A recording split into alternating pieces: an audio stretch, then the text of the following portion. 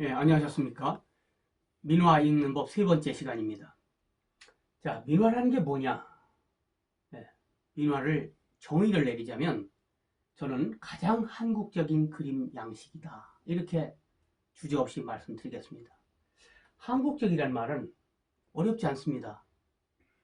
한국에만 있는 것은 되게 한국적입니다. 한국에서만 볼 수 있는 것. 지구가 넓은데 다른 나라에서는 볼 수 없고 우리나라에서 볼 수 있는 것. 다른 나라에 없는 한국 독자의 것을 한국적이다. 이렇게 보면 맞을 것 같습니다. 근데 그럼 그게 뭐냐?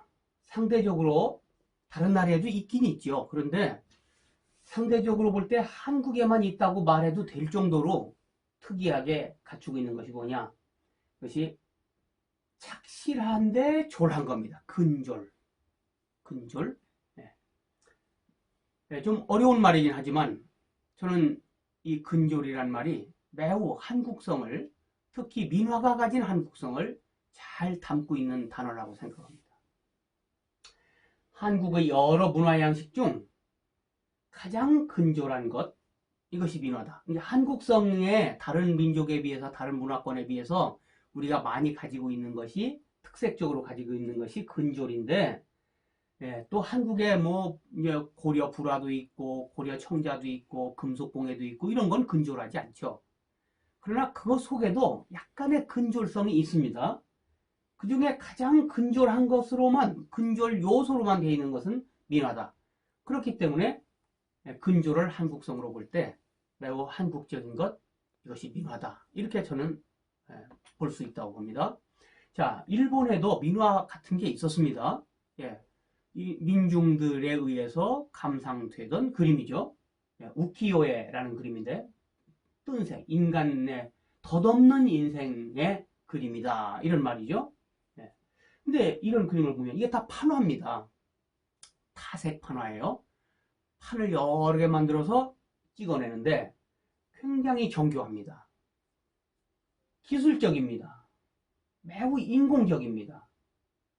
그리고 그러나 사실적이지 않은, 시각적 사실이 아니고 언어적인, 개념적인, 이것이 일본 민화인 일종의 우키요에의 하나입니다.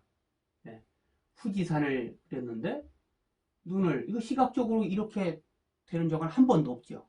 그러나 위에 눈이 모자를 쓰고 있는, 눈 모자를 쓰고 있는 후지산을, 이런 구름이 어디 있습니까? 그러나 구름을 이렇게 언어적으로 표현한 겁니다. 평면적으로 표현했습니다. 그러나 매우 정교하게, 또 공교하게, 인공적으로 했습니다.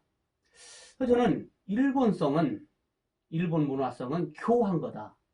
이런 생각이 듭니다. 중국 문화성은 탈한 거다. 아주 기교적이에요. 아주 날아다닙니다, 다. 그리고 거기에 비해서 한국성은 졸한 거다. 상대적인 것으로, 상대적으로 표현한 겁니다. 이렇게 봐서 크게 잘못이 없다고 생각하고 있습니다.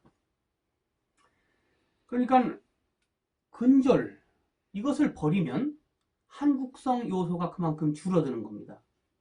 근졸할수록 민화스럽게 되는 겁니다.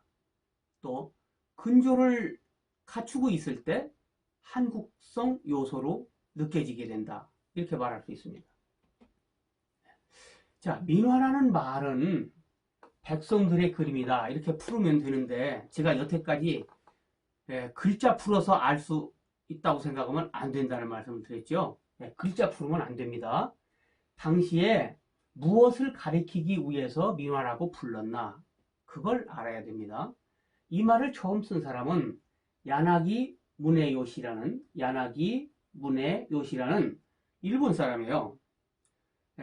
일본의 아주 고관집 아들인데 우리나라에 와서 한국미에 매우 심취해서 한국 미술에 대해서 여러 가지 연구를 하는 중에 한국의 민화를 보고 민화라고 이름을 붙였습니다. 그 전에 우리는 그런 그림이 있는데 이름이 왜 없었겠습니까? 우리는 세화라고 불렀었습니다. 근데 세화라는 말은 계절 따라 붙이는 그림이다, 이 뜻입니다.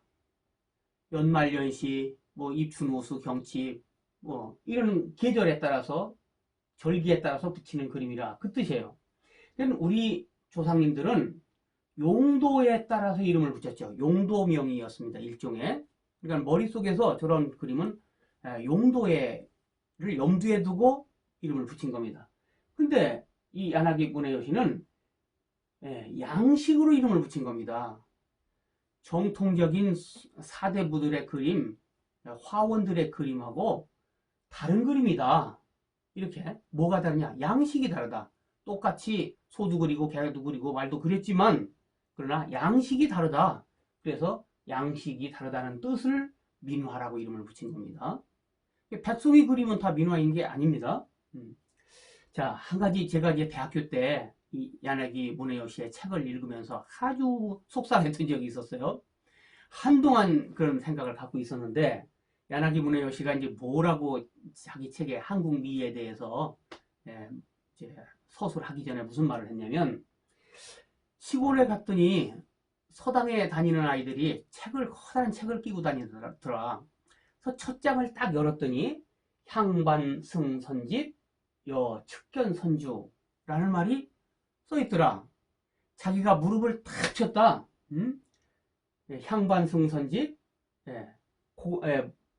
밥을 향하여 파리가 먼저 달려든다. 모여든단 말이죠. 여 측견선주 마치 측간 화장실에 개가 먼저 달려가듯이 이거야말로 참 한국적이라는 거예요. 제가 대학교 다닐 때 정말 속상했어요. 아니 이러한 미개한 이런 장면을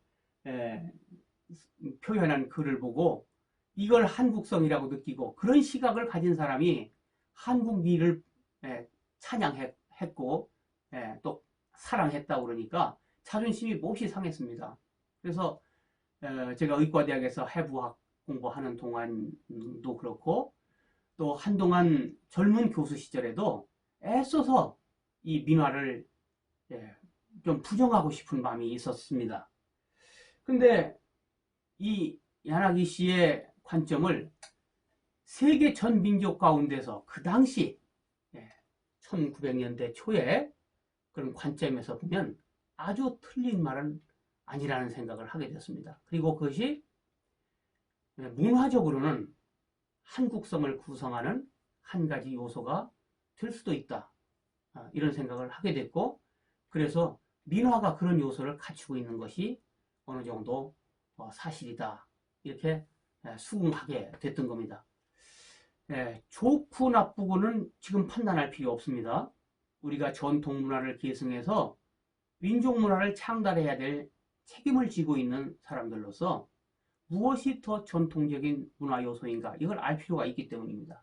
자, 일본 사람들은 이렇게 공교한 그림을 판화로 그릴 때 우리는 이렇게 그렸죠. 그러니까 야나기 씨가 볼 때 이런 그림은 일본에는 없는 겁니다. 중국에도 없는 겁니다. 중국에도 호랑이도 그리고 소나무도 그리고 까치도 그리죠. 그렇지만 양식적으로 볼 때는 전혀 다른 양식, 또 조선의 별개의 양식이 눈에 띄었던 겁니다. 그리고 그것은 매우 근졸했는데 이건 야나기 씨는 그걸 무기교의 기교다 이렇게 표현했습니다.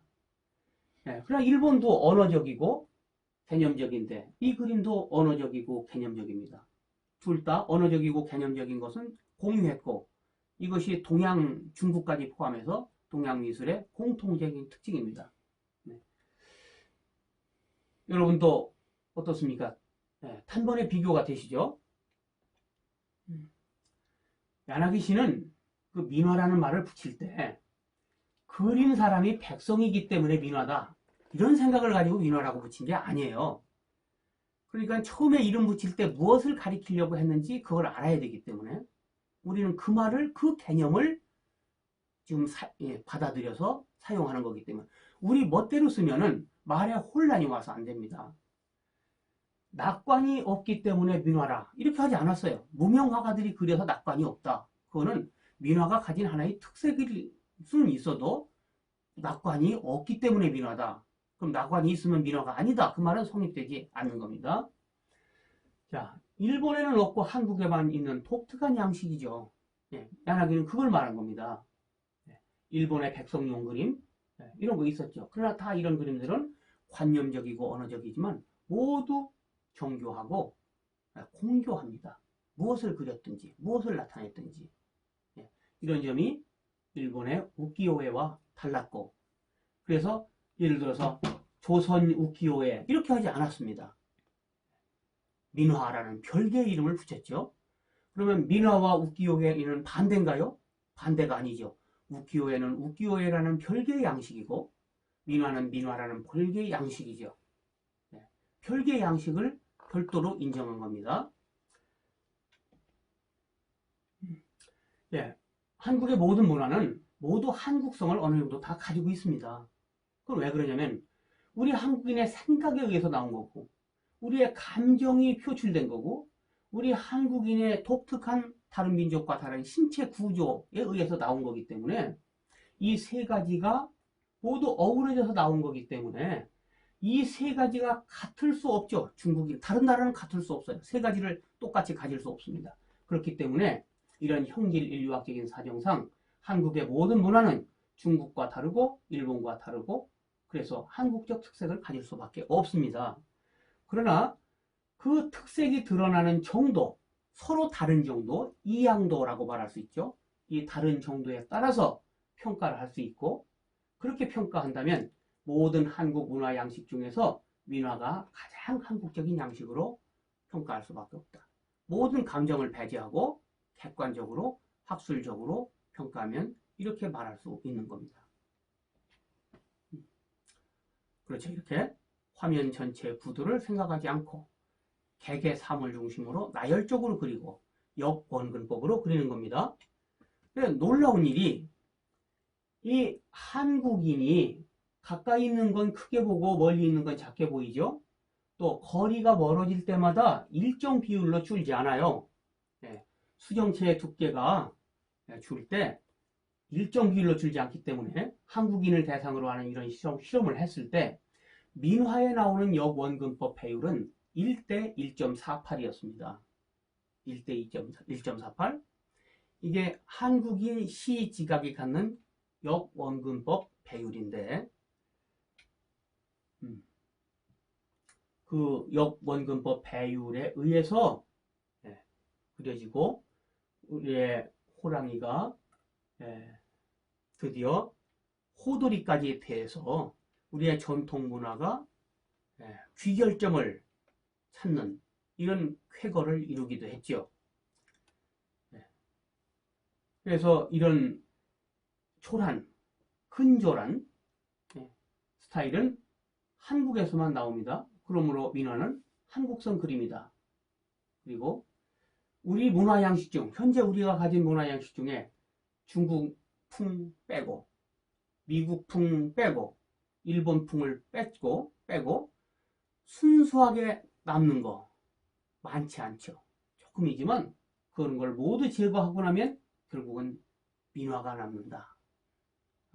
이런 빼기 계산법으로 볼 때 민화가 한국성 그림 양식이다. 이렇게 말할 수 있을 것 같습니다. 이게 좋은지 나쁜지의 판단은 그 다음에 할 일입니다. 그래서 세련되지 않고 멋지지 않음에도 이것이 조선 후기에 성행했죠. 성행한 이유는 다 못나선가요? 그걸 좋아하기 때문입니다. 통하기 때문입니다. 다른 나라에는 없는데 우리나라에 있다는 것은 우리나라 사람들이 좋아한다는 말이고, 체질적으로 형질적으로 맞는다는 말입니다. 사람이 하는 일은 무슨 일이든지 목적이 있죠. 조선시대 민화를 그리는 목적은 기복적 의미를 상기시키기 위해서였습니다. 그러니까 모양을 닮게 그리려는 응물상형이 목적이 아니었습니다. 그 그림이 갖는 기복적인 내용, 의미의 주안점을 둔 결과 이런 그림이 된 거고, 이것이 본래 한국에 와서 살던 5만 년 전부터 와서 살던 남방계 친화형 그림 양식, 그분들을 고아시아형이라고 부를 수 있는데, 고아시아형 원주민 감각이 현재 우리 한국인에게 잔류되어 있기 때문에 한국인 정서에 맞는 그림 양식으로서 완성이 됐다, 이렇게 말할 수 있습니다. 그렇다면 이 민화를 우리가 전통 문화인 건 틀림없고 한국적인 건 틀림없다고 봅니다. 그럼 앞으로 이걸 어떻게 해야 되느냐? 인간사에서 가장 중요한 게 교육인데, 그럼 저는 교육대학에서 미술 교수를 했죠. 미술 교육에서 어떻게 해야 되느냐? 교육적으로 교육이 머리 좋아지게 하는 거다. 그렇게 본다면 투시원근법을 가리키는 것이 같은 시간 역원근법을 가리키는 것보다 더 머리 좋아지게 하는 겁니다. 아쉽지만 그건 교육적으로 사실이에요. 그러나 우리의 전통 문화, 문화적 특색을, 한국의 문화적 특색을 갖추게 했다는 데서는 이 민화의 공헌도가 아주 높습니다. 그러면 결론이 나왔네요. 민화도 잘 이해하고 알고 우리가 아껴주고, 그 다음에 서양 화법의 한 가지인 투시원근법도 우리의 시각적인 능력, 우리의 시각적인 머리를 좋아지게 하기 위해서 공부하고 가르칠 필요가 있다, 이런 결론이 나오는 거죠. 들어주셔서 감사합니다.